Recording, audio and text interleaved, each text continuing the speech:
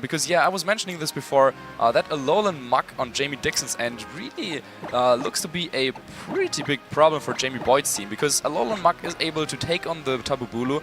It can beat the Nihilego as well, because Nihilego's defense stat is way lower than its special defense. It can also maybe knock off some of those berries from Arcanine or the Mandibuzz. Yeah. And yeah, it's really just a very, very good Pokemon this matchup. The only Pokemon that can really deal with that Muck would probably be the Pheromosa. We have seen that it is a Life Orb variant featuring the move High Jump Kick. So yeah, Life Orb High Jump Kick can always do a lot of damage to this Muck. But yeah, we also have an Arcanine, of course, also on Jamie Dixon's team that can reduce the damage output from the Pheromosa significantly. So when you're speaking about Boyt needs Pheromosa to deal with that Muck, and Dixon got the Arcanine to reduce the damage output from that High Jump Kick.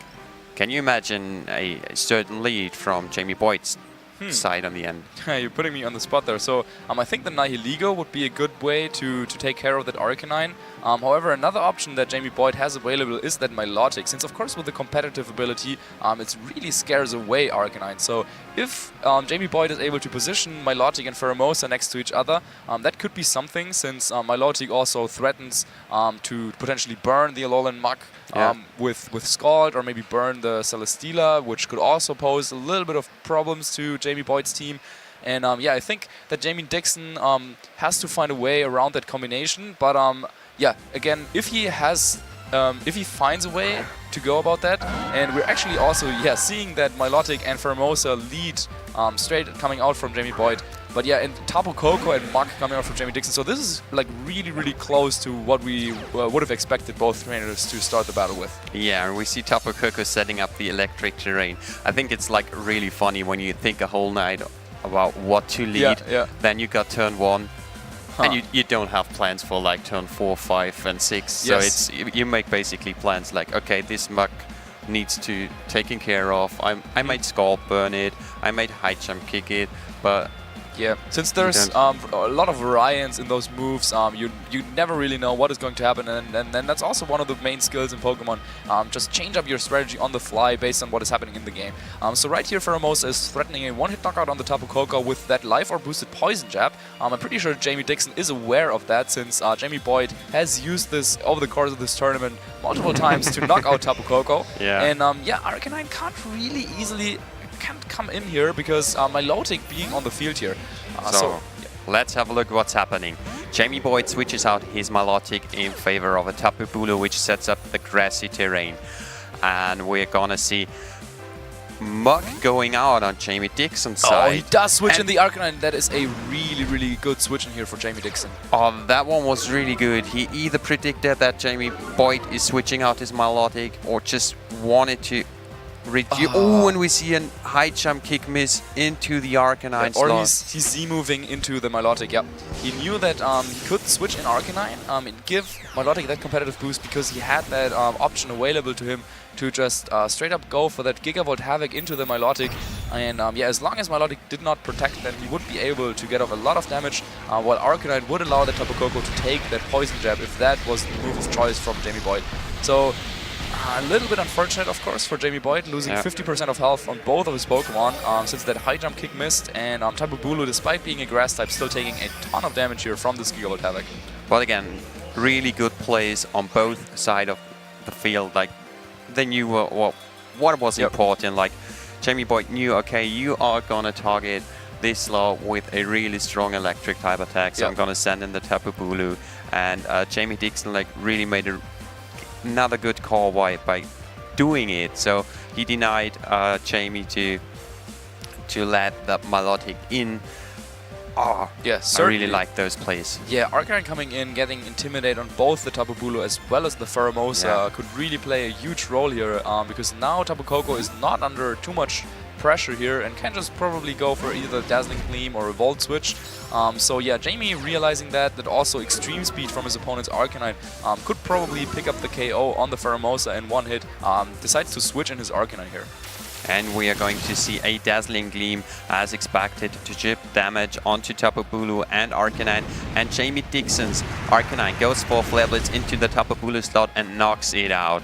We see the first knockout, and now Jamie Boyt is down to 3 Pokemon. Yeah, that was a relatively safe play coming out from Jamie Dixon. He knew that neither of his Pokemon were under too much pressure from that Pheromosa, since of course Life or Poison Jab, even at the reduced stage of attack, still does a lot of damage to Tapu Koko. However, it would not have been enough to get the knockout here, so Tapu Koko just pretty safely going for the Dazzling Gleam, which would have secured the knockout on that Pheromosa easily, and then Arcanine just going for the Flare Blitz. So yeah, pretty solid move from Jamie, and now Milotic coming back on the field, getting that defense boost thanks to the Grassy Seed. Not something we've really seen too much over the course of the season, but it's probably not really going to help that Milotic against that Tapu Koko, since of course it's a primer special attacker.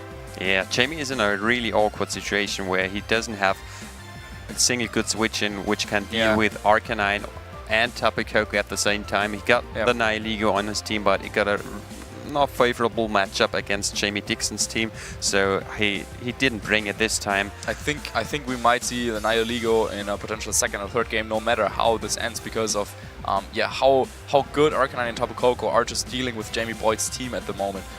So yeah, I do think that he probably needs to find a way to eliminate the Tapu Koko as soon as possible, because even after that though it'll be super tough, since at the moment Grassy terrain is still in place, so any damage he does to that Muk, Muk will be able to recover just a little bit, and Jamie Dixon is playing this really methodically now, switching in that Muk, going for a Protect, just increasing his position a little bit further. Yeah, he's really taking advantage of Jamie Boyt not being able to switch around, because once he switches in Pheromosa, it's likely to go down. But we see the Scald from Milotic into the Muk, and he gets the burn on the Muk, which is kind of crucial, since that Muk cannot deal that much damage anymore, and is put it on a timer, so it's likely to go down in some turns. But still, the Tapu Koko is threatening for Jamie Boyt, right, Marcus? Yeah, certainly, and it just protected too, so unless Jamie Dixon wants to switch into his Arcanine here and give that Milotic that competitive boost, which could be one of the ways for Jamie Boyt to come back into this game. If he somehow manages to force Jamie to bring in that Arcanine against the Milotic, now that it has left the field. But of course Jamie Dixon really does not want to do that, so we will probably get confirmation about what his last Pokemon here is, as he still has not revealed that. However, we're seeing Milotic just going for Protect and Tapu Koko staying in here, so if we're seeing Thunderbolt into that Protect, Arcanine could have probably gone for a Flare Blitz, hitting the Tapu Koko for decent damage. Jamie Dixon gets the call right here, going for the Thunderbolt into Arcanine, however not without taking that Flare Blitz into Tapu Koko.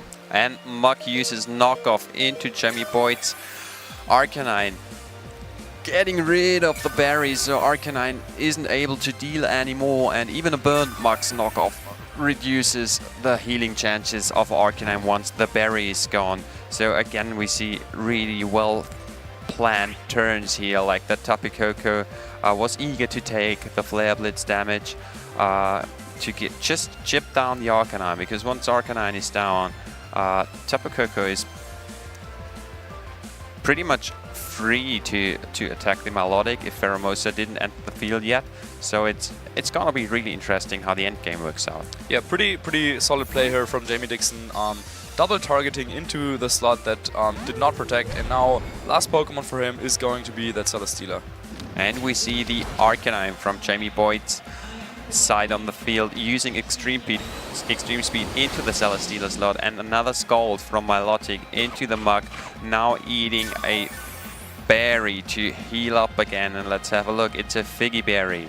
Muk trying to get its attack stat and defensive stat raised again by using Curse, which is really interesting. Yeah, I'm not sure if he's going to be fast enough. I maybe would have liked if instead he tried to focus down on that Arcanine a little harder, because switching in the Celesteela, of course you want to eliminate that Arcanine if possible, and it was at a point of health where maybe a Gunk Shot or a Poison Jab from that Alolan Muk could have been enough to knock it out, but now I get another turn of that grassy terrain recovery, And yeah, I really like the play on Jamie Dixon's end the turn before, where after the burn on the muck, he also could have been, like, I don't know, like a little bit angry about it and not know what to do, but instead he would just stay calm, chose the right target with his moves, and yeah, really got a lot of damage on that Arcanine. However, now switching in Celesteela as his last Pokemon, I was mentioning this before, one thing he really does not want to do is switch in his Arcanine, because then Milotic would get the competitive boost, and at that boosted special attack set, then Milotic could actually become a really difficult Pokemon to deal with for Jamie Dixon.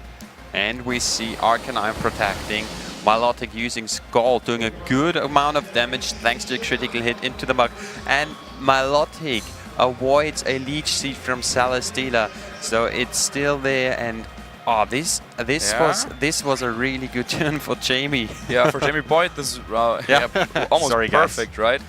Getting the critical hit and then also avoiding that Leech Seed. So yeah, it looks like maybe Jamie Boyt can lead back into this game just because of how strong of a position this Milotic has. Now, let's not forget that Tapu Koko is still waiting in the back for Jamie Dixon, and then if he sets up the Electric Terrain, goes for the Thunderbolt, it will do a lot of damage to Milotic, of course.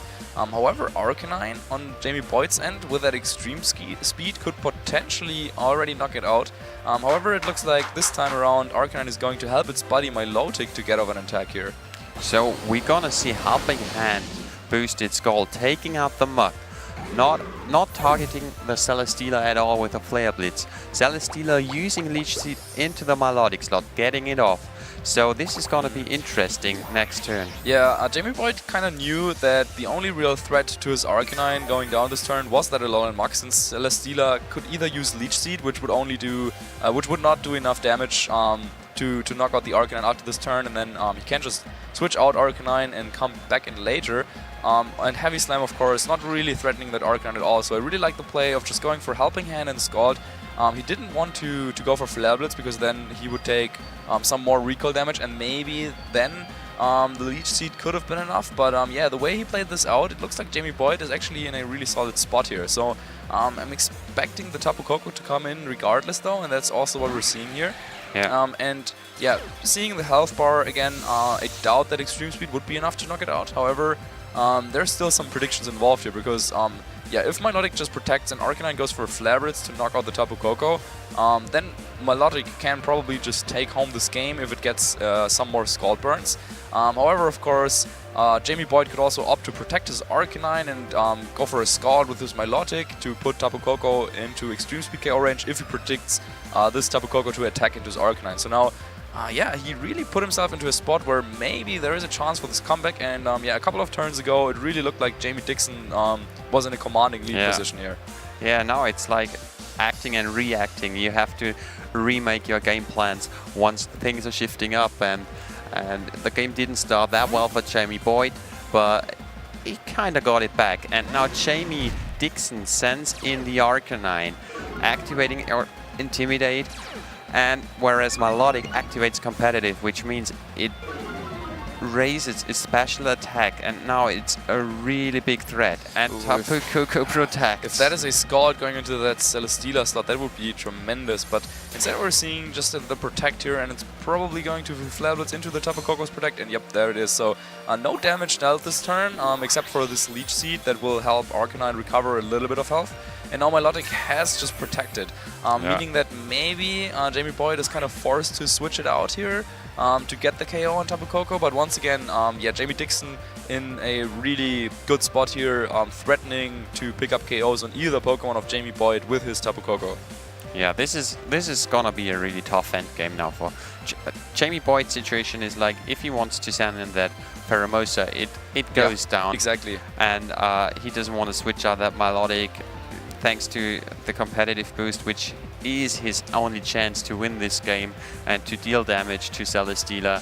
So it's gonna be really interesting which Pokemon the Tapu Koko is gonna. We see the double protect. He tries to go for the double protect, and I also agree with that play. I think that's what he needed to do, because Extreme Speed and Thunderbolt are now able to just get the clean knockout here on this Milotic. And even if he had switched the slot into Pheromosa, maybe Extreme Speed would have been enough to get the KO there, and then Thunderbolt would have been redirected into Arcanine. So that was a good play. Going for the double protect, really, yeah, the best play in the situation. Jamie Boyt realizing that he had to go for that.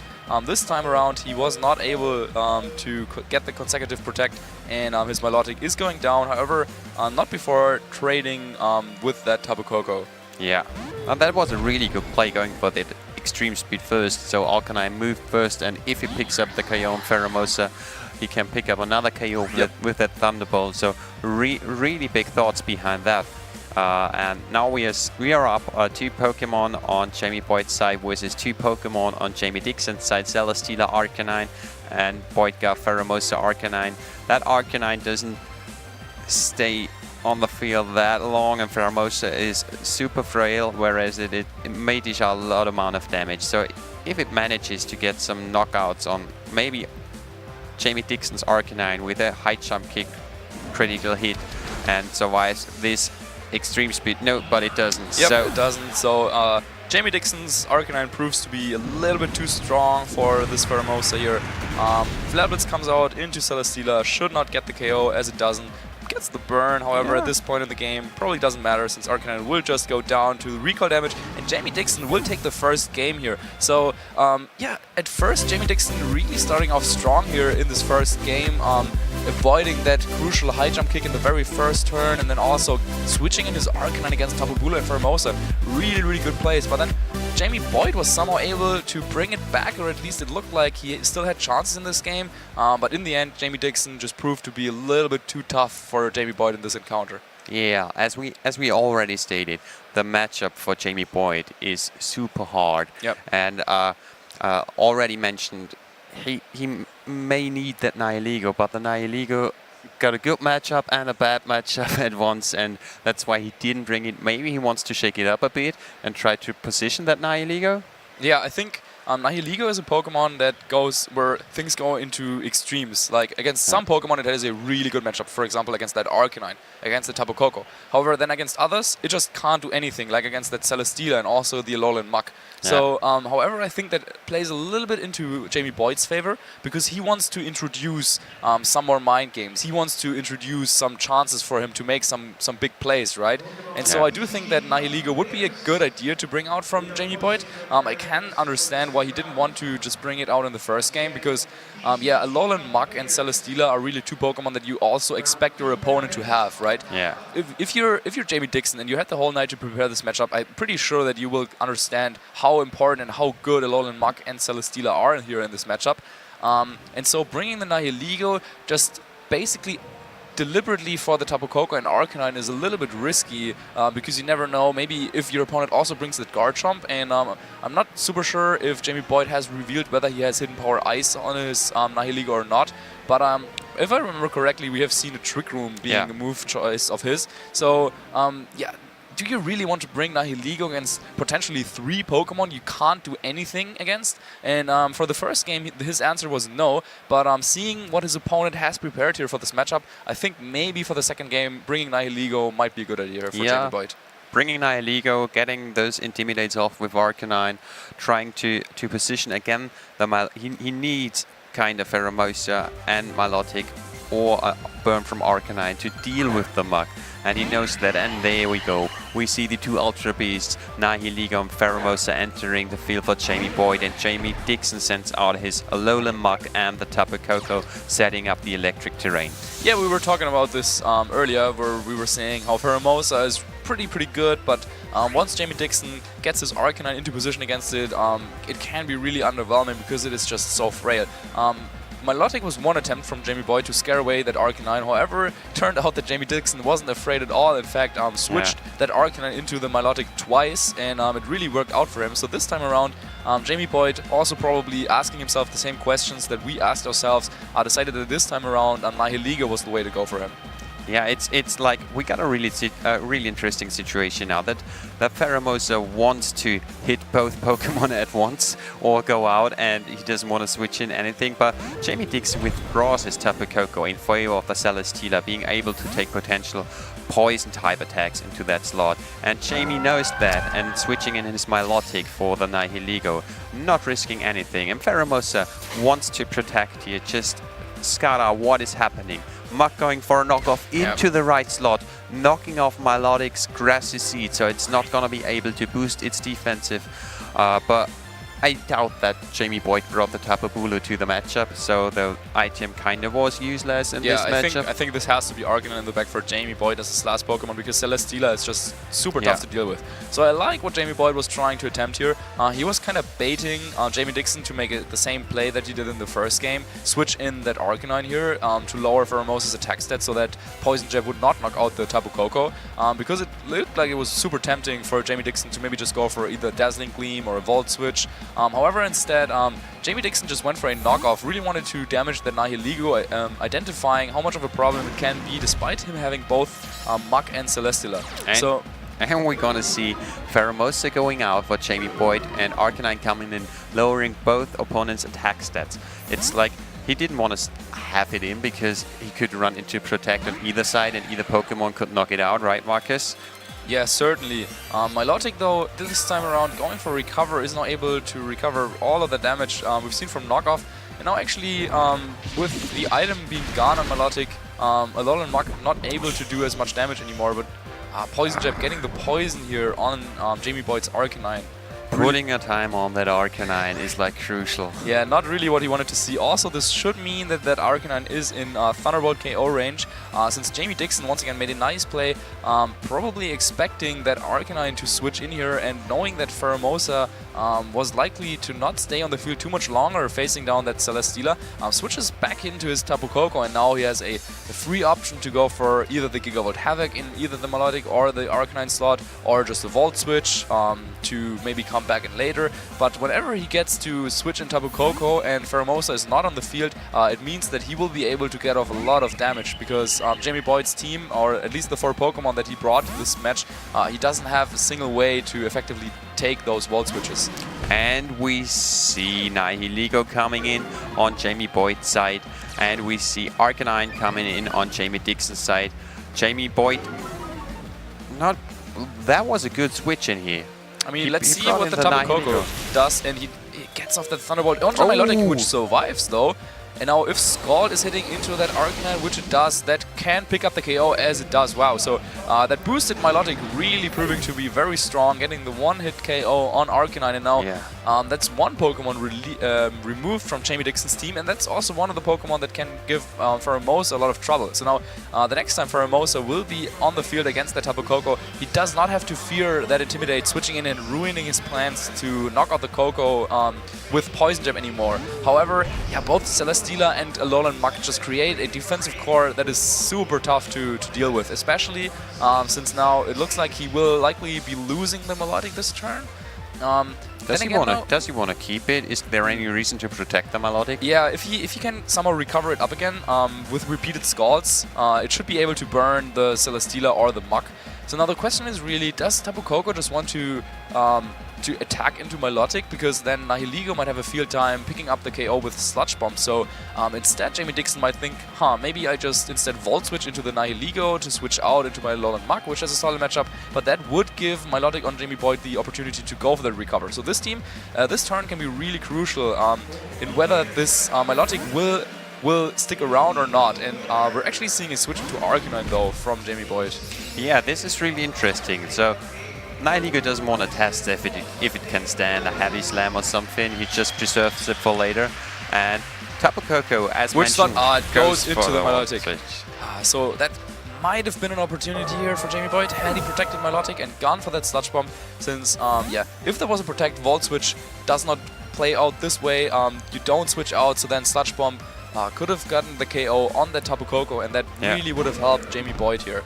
Yeah, but Jamie doesn't want to open those mind games, and he goes for a Flash Cannon into the Arcanine, getting it down to like really low health, where a knockoff could potentially knock it out without even activating the berry, but there's still like Protect, and I guess Jamie Boyd wants to activate that berry as soon as possible, so he has to think what he's gonna send in. So the Pheromosa comes in on Jamie Boyd's side, both threatening Muk and Celesteela for big damage, but I doubt a life or boosted high jump kick will knock out either of those in one hit. Yeah, but he has the option to go for Helping Hand with his Arcanine. Marcus. So Helping Hand, life or boosted high jump kick, should knock out the Alolan Muk in my opinion. And now that Arcanine is removed from Jamie Dixon's team, as we were saying, no more Intimidate. So there is the helping hand, and now this turn is really, really important. If Jamie Dixon gets the correct target here for this Protect, he will probably just win the game. We see High Jump Kick, it does come out. It does go into Celesteela and knocks it out in one hit. Wow. This was like really crucial. Really big play coming out from Jamie Boyt here. I mean, really committing to this, expecting that Alolan Muk to go for the Protect, expecting Celesteela to attack here, and now he also gets to activate the Berry thanks to the Poison. Now, one of the very few occasions where poison damage is actually something pleasant and leaves you with more HP after the turn. And now somehow Jamie Boyt has found a way back into this game with this boosted Pheromosa now, also acquiring the Beast Boost. Yeah, it threatens knockouts on either of the Alolan Muk or the Tapu Koko, and the Alolan Muk just protected the previous turn. So yeah, if High Jump Kick comes out, this could be game ending already. This could be like really Nihilego in the back from Jamie Boyt is just such a good matchup against the Tapu Koko. Yep. So Jamie Boyt really wants to take out that Muk right now, and I see Jamie Dixon seeing this. I really think he's thinking about going for a second Protect and trying to knock out the Pheromosa with the Tapu Koko. But on the other hand, Jamie Boyt could maybe see this coming as well and just going for Poison Jab into the Tapu Koko. And I think it's really interesting. I think that is what he's going to do, because Alolan Muk does not threaten a knockout on Pheromosa usually. And there we do see the double Protect. So Jamie Boyt looks a little sad, but I think he went for the Poison Jab. Oh, he did not. He did not go for the Poison Jab and takes recoil from the High Jump Kick, and Tapu Koko knocks Pheromosa out with a Dazzling Gleam and chips Arcanine down. But we didn't see a helping hand, so that Arcanine may get off another attack, and if it is in the Tapu Koko slot and getting it into extreme speed range for the next turn, it should be an extreme speed KO range. Arcanine's that is really close. Still taking some poison damage. However, since it is not a toxic poison, the damage will not increase over time. So Arcanine still has a couple of turns left here. Nihilego now coming in, and now it gets a little awkward, because Nihilego is the only real thing that he has now to damage the Alolan Muk, because Arcanine will likely go down the turn it attacks the Tapu Koko. So now Jamie Dixon can opt to protect his Tapu Koko, target his opponent's Arcanine with his own Muk to eliminate that extreme speed, to then go for the Gigavolt Havoc, since we still have not seen a Z move from his end to deal with the Nihilego. On the other hand though, Jamie Boyt can predict that and protect his own Arcanine to scout out for his opponent's Protect and then go for the extreme speed next turn. So yeah, this really is coming down to reads now, and yeah, it's really tough to make a call here. And we see Jamie Dixon going for a Protect on the Tapu Koko. Let's have a look what's happening. Arcanine going for the extreme speed into the Tapu Koko. I think it's what's happening. Nihilego goes for a Power Gem, starting to attack the Muk, getting it down, doing a good amount of damage, and Muk takes out the Arcanine with a Poison Jab. Yeah, so Jamie Dixon getting the better end of this turn, and yeah, this will likely be enough to take the game here, because Nihilego on its own now facing down against that Tapu Koko and the Muk. Well, Marcus, how long does electric terrain still last? If Jamie decides to go for Protect, stall out the electric terrain, take out the Tapu Koko, and then as we've seen from the Power Gem damage, a boosted Power Gem might be enough to take out that Muk in one hit and not activating the Berry. Yeah, that would require that Nihilego to survive both the Gigavolt Havoc as well as the knockoff, and I'm not sure if he can do that. We're gonna see it now. Here is the Z move coming out from Jamie Dixon's Tapu Koko, and I think there's still a couple of turns left in electric terrain. We're seeing the Gigavolt Havoc here, and let's see how much damage it can do through the Protect. But yeah, Jamie Boyt calling the move correctly here, and Protect certainly the right play in my opinion. Now let's see how much damage this does. Yeah. Nihilego couldn't fully protect. Muk obviously cannot go through that Protect, so we still got electric terrain up. Tapu Koko is free to fire off a Thunderbolt, but then it goes down, so maybe that Tapu Koko wants to protect this turn, and yeah, This There it is what's happening. Yeah, good play here on Jamie Dixon's, and knowing that even if there is a power gem going into the Alolan Mug, which is what is happening, he still has the berry available, will heal off 50% of its health and basically be at the same range of HP, even some HP more. And Knockoff will come out here and knock off Nihiligo's item. It is going to be the Wiki Berry. The Wiki Berry. Huh. This would have like really opened some plays for Jamie if he somehow got his Nihiligo popping the berry through Tapu Koko, taking out the Tapu Koko and getting the boost and then getting the Mug. But now we see the Thunderbolt into the Nihiligo and Jamie Dixon taking a clean 2-0 versus Jamie Boyt. Yeah, I kind of disagree a little bit with Jamie Boyd's last